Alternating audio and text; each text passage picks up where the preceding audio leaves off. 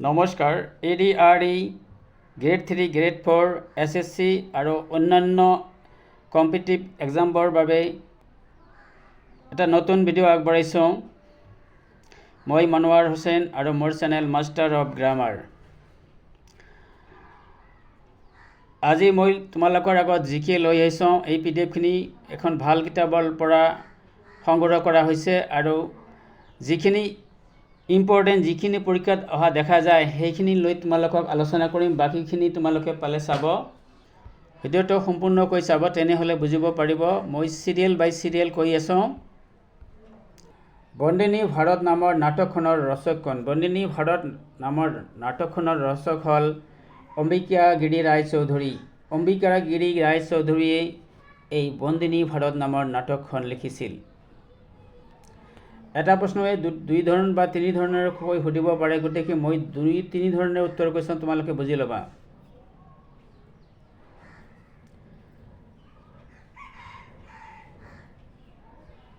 চিপাহী বিদ্ৰোহ কেতিয়া হৈছিল? চিপাহী বিদ্ৰোহ হৈছিল 1857 চনত, 1857ত।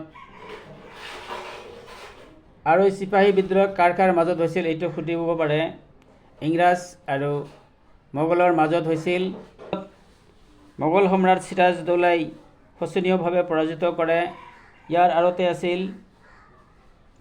চিৰাজউদ্দৌলাৰ যিজন সেনাপতি আছিল তেওঁৰ নাম আছিল মিৰ্জাফৰ। তেওঁৰ মিৰ্জাফৰৰ বিশ্বাসঘাতকতাত মোগলসকলে শোচনীয়ভাৱে পৰাজয় কৰে।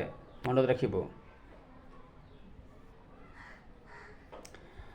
নেক্সট কুৱেশ্যনটো হ'ল ভাৰতৰ স্বাধীনতা সংগ্ৰামত প্ৰথমগৰাকী শ্বহীদ কোন? ভাৰতৰ স্বাধীনতা সংগ্ৰামত প্ৰথমগৰাকী শ্বহীদ হৈছে ক্ষুদিৰাম বসু। ক্ষুদিৰাম বসু আছিল ভাৰতীয় স্বাধীনতা সংগ্ৰামৰ প্ৰথমগৰাকী শ্বহীদ। ক্ষুদিৰাম বসু এজন খুব কম বয়সীয়া 12 বছৰীয়া ল'ৰা এজন আছিল। তেওঁক ফাঁচি দিয়া হৈছিল। কিমান অন্যায় কৰা হৈছিল চোৱাচোন। ঘৰে বাহিৰে নামৰ উপন্যাসখনৰ ৰচক কোন? ঘৰে বাহিৰে উপন্যাসখনৰ নাটক হ'ল কবিগুৰু ৰবীন্দ্ৰনাথ ঠাকুৰ। কবিগুৰু ৰবীন্দ্ৰনাথ ঠাকুৰে ঘৰে বাহিৰে নামৰ উপন্যাসখনৰ ৰচনা কৰিছিল।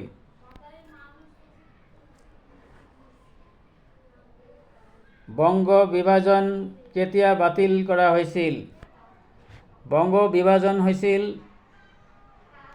1915 চনত আৰু এইখন বাতিল কৰা হৈছিল 1911 চনৰ 12 ডিচেম্বৰ তাৰিখে। আৰু এই বংগ বিভাজন কৰিছিল লৰ্ড কাৰ্জনে। ইংৰাজ বিষয়া লৰ্ড কাৰ্জনে বংগটোক দুভাগ কৰিছিল আৰু ইয়াৰ বিৰুদ্ধে বহুত প্ৰতিবাদ হৈছিল আৰু সেইটো বাতিল কৰা হৈছিল। এই ভংগক লৈ কবিগুৰু ৰবীন্দ্ৰনাথ ঠাকুৰে ব্ৰিটিছসকলে যি উপহাৰ দিছিল নাইট উপাধি, তেওঁ সেই উপাধিটো ত্যাগ কৰিছিল। ইমান ডাঙৰ কথা। নেক্সট কুৱেশ্যনটো লৈ আহিছোঁ ভাৰতৰ ইতিহাসৰ এটা যুগান্তকাৰী ঘটনা। ভাৰতৰ ইতিহাসত এটা যুগান্তকাৰী ঘটনা কোনটো হয়? বংগ বিভাজন। এইটো হ'ল আটাইতকৈ যুগান্তকাৰী ঘটনা, যিটো 1905 চনত ঘটিছিল বংগ বিভাজন কৰি। নেক্সট কুৱেশ্যনটো হ'ল মোগল সম্ৰাট শ্বাহ আলম আৰু ৰবাৰ্ট ক্লাইভৰ মাজত হোৱা সন্ধিখনৰ নাম কি? মোগল সম্ৰাট শ্বাহ আলম আৰু ৰবাৰ্ট ক্লাইভৰ মাজত যিটো সন্ধি হৈছিল সেই সন্ধিখনৰ নাম আছিল এলাহাবাদ সন্ধি। এই এলাহাবাদ সন্ধিখন কাৰ মাজত স্বাক্ষৰিত হৈছিল এইটো বেলেগ অন্য ধৰণে বুজিব পাৰে। সেইটো হ'ব মোগল সম্ৰাট শ্বাহ আলম আৰু ৰবাৰ্ট ক্লাইভৰ মাজত। নিশ্চয় বুজিব পাইছে। বংগ বিভাজন কৰা ব্ৰিটিছ বিষয়াজন কোন আছিল? এই কুখ্যাত ব্ৰিটিছ বিষয়াজন আছিল লৰ্ড কাৰ্জন।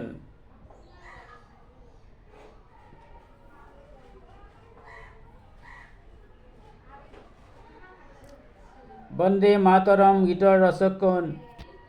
বন্দে মাতৰম গীতৰ ৰচক হ'ল বংকিম চন্দ্ৰ চট্টোপাধ্যায়। বংকিম চন্দ্ৰ চট্টোপাধ্যায়ে লিখা গীতটোৰ নাম কি? এইটো সুধিব পাৰে। সেই গীতটোৰ নাম বন্দে মাতৰম।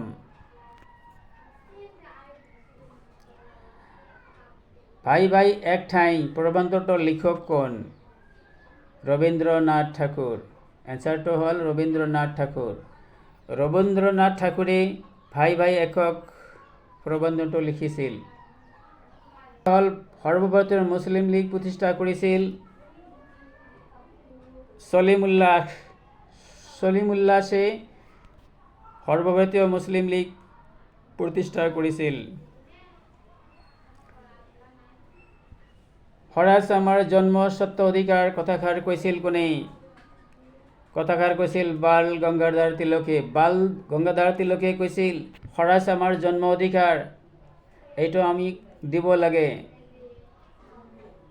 মহাত্মা গান্ধীৰ কেতিয়া জন্ম হৈছিল? মহাত্মা গান্ধীৰ জন্ম হৈছিল 1869 চনৰ 2 অক্টোবৰ তাৰিখে। আজিৰ দিনা, আজি 2 অক্টোবৰ।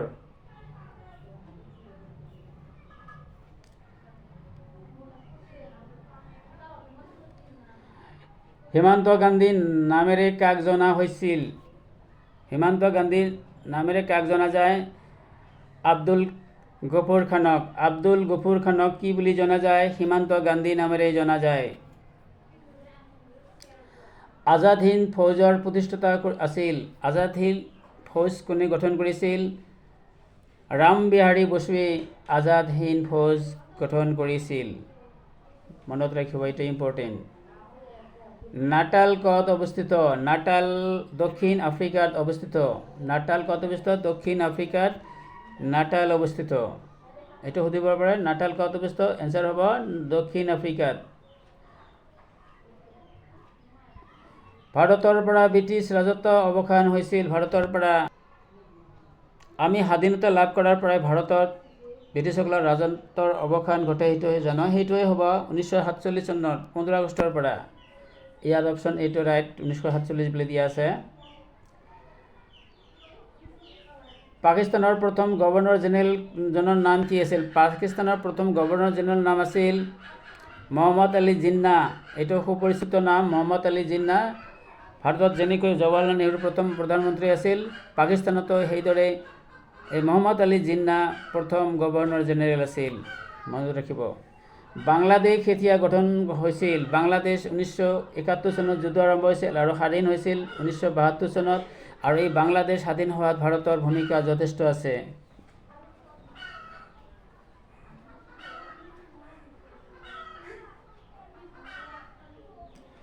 ব্ৰিটিছ শাসনৰ শেষৰজন ভাইচৰয় কোন আছিল? ব্ৰিটিছ ভাৰতৰ শেষজন ভাইচৰয় আছিল কোন? Lord Mountbatten. মনত ৰাখিব, লৰ্ড মাউণ্টবেটেন আছিল ব্ৰিটিছৰ শেষ ভাইচৰয়।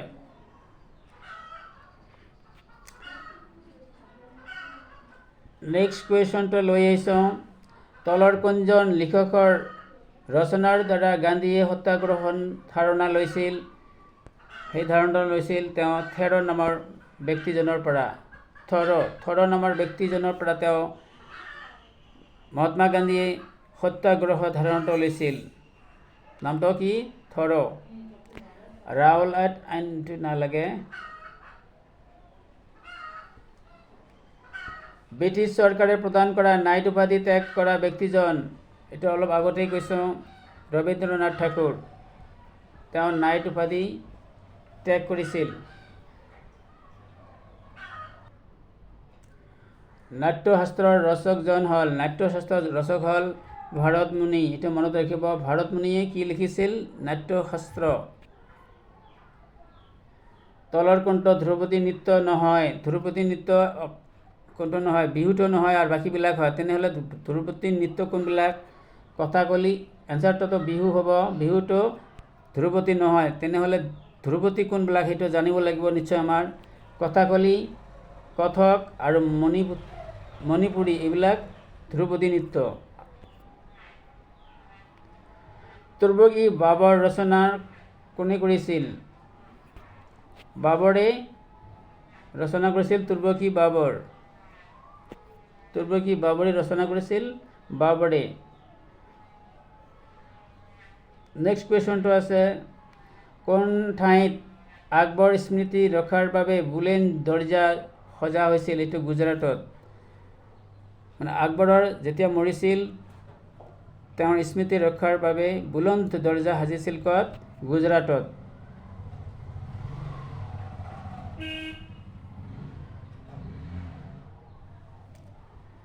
গান্ধীয়ে দক্ষিণ আফ্ৰিকাত কোনখন বাতৰি আৰম্ভ কৰিছিল?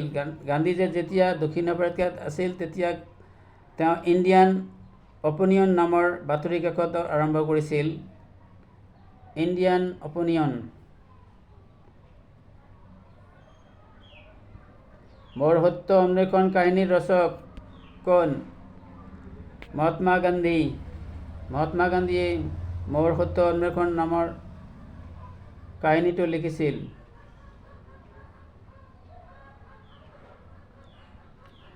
ভাৰতীয় জাতীয় কংগ্ৰেছৰ প্ৰথমগৰাকী সভাপতি আছিল উমেশ চন্দ্ৰ বেনাৰ্জী। মনত ৰাখিব। ভাৰতীয় সংবিধানৰ খচৰা কমিটিৰ সভাপতি কোন আছিল?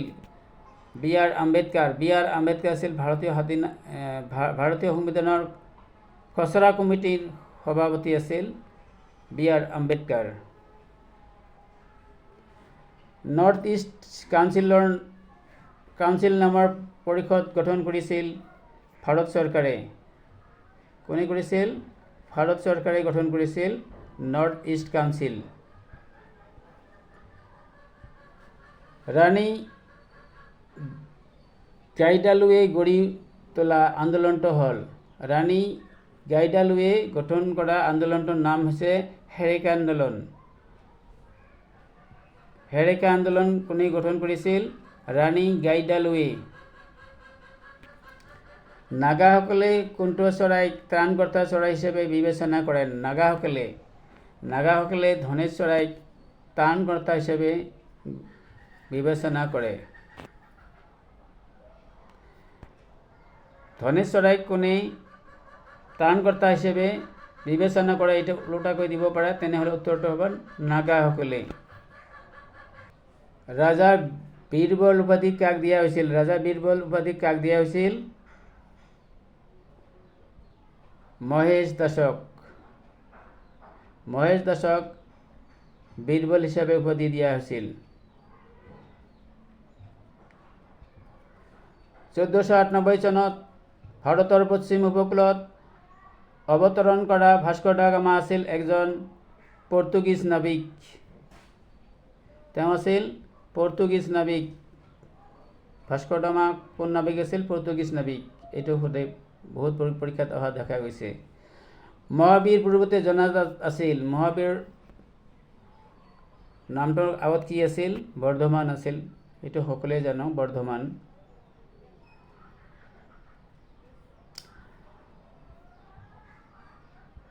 ভাৰতৰ প্ৰথম মহিলাৰ আত্মজীৱনী কোনে লিখিছিল? ভাৰতৰ প্ৰথম মহিলাৰ আত্মজীৱনী লিখিছিল ৰাজ সুন্দৰী। মিৰাট-ই-আকবৰ কাকতখন কোনে ৰচনা কৰিছিল? মিৰাট-ই-আকবৰ কাকতখন ৰচনা কৰিছিল ৰাজা ৰামমোহন ৰায়ে। ৰাজা ৰামমোহন ৰায়ে ৰচনা কৰা কাকতখনৰ নাম কি? এইটো হ'ব মিৰাট-উল-আকবৰ।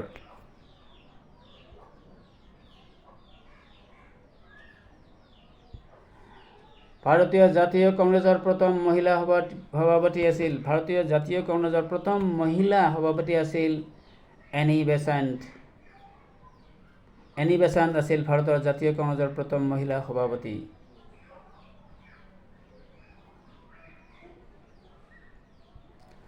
ভাৰতৰ ৰাষ্ট্ৰীয় প্ৰতীকত থকা সত্যমে জয়তে এই বাক্যখিনি মূলতঃ কোনখন গ্ৰন্থৰ পৰা লোৱা হৈছে?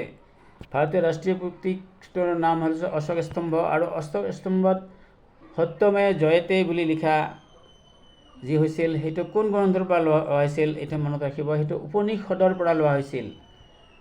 উপনিষদৰ পৰা লোৱা হৈছিল এই সত্যমে জয়তে। মনত ৰাখিব, এইটো পৰীক্ষাত বহুতবাৰ আহিছে।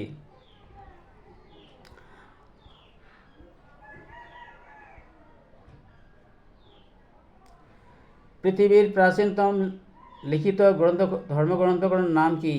পৃথিৱীৰ প্ৰাচীনতম লিখিত ধৰ্মগ্ৰন্থ যিখন হৈছে সেইখনৰ নাম হৈছে ঋগ্বেদ। ঋগ্বেদ হৈছে পৃথিৱীৰ আটাইতকৈ প্ৰাচীনতম লিখিত ধৰ্মগ্ৰন্থ।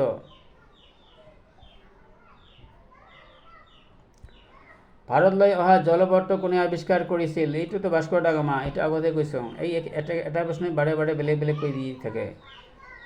আমেৰিকা কোনে আৱিষ্কাৰ কৰিছিল? আমেৰিকা আৱিষ্কাৰ কৰিছিল আমি সকলোৱে জানো কলম্বাছে আমেৰিকা আৱিষ্কাৰ কৰিছিল। কলম্বাছে কি আৱিষ্কাৰ কৰিছিল? কলম্বাছে আমেৰিকা আৱিষ্কাৰ কৰিছিল। নেক্সট কুৱেশ্যনটো হ'ল কোনজন গভৰ্ণৰ জেনেৰেলে ভাৰতত মাটিৰ পাট্টা দিয়াৰ ব্যৱস্থা প্ৰৱৰ্তন কৰিছিল? ভাৰতীয় কোনজনে মাটিৰ পাট্টা দিয়াৰ ব্যৱস্থা প্ৰৱৰ্তন কৰিছিল?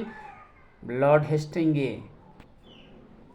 লৰ্ড হেষ্টিংছে ভাৰতবৰ্ষত মাটিৰ পাট্টা দিয়াৰ ব্যৱস্থা আৰম্ভ কৰিছিল। ব্ৰাহ্ম সমাজ কোনে প্ৰতিষ্ঠা কৰিছিল? ব্ৰাহ্ম সমাজ এটি ইম্পৰ্টেণ্ট হয়। ব্ৰাহ্ম সমাজ প্ৰতিষ্ঠা কৰিছিল ৰাজা ৰামমোহন ৰায়ে। ৰাজা ৰামমোহন ৰায়ে প্ৰতিষ্ঠা কৰা সমাজটোৰ নাম কি আছিল? ব্ৰাহ্ম সমাজ। ৰামকৃষ্ণ মিছন কোনে প্ৰতিষ্ঠা কৰিছিল? এইটো এটা হয় সুন্দৰ প্ৰশ্ন। ৰামকৃষ্ণ মিছন কোনে প্ৰতিষ্ঠা কৰিছিল? ৰামকৃষ্ণ পৰমহংসদেৱে ৰামকৃষ্ণ মিছন প্ৰতিষ্ঠা কৰিছিল। ভাৰতৰ স্বাধীনতা সংগ্ৰামৰ ইতিহাসৰ সৰ্ববৃহৎ আন্দোলনটোৰ নাম কি? সেইটো হৈছে অসহযোগ আন্দোলন। অসহযোগ আন্দোলনটো হৈছে ভাৰতীয় ইতিহাসত ভাৰতীয় স্বাধীনতাৰ সৰ্ববৃহৎ আন্দোলন। সেইটো হৈছে অসহযোগ আন্দোলন, মনত ৰাখিব।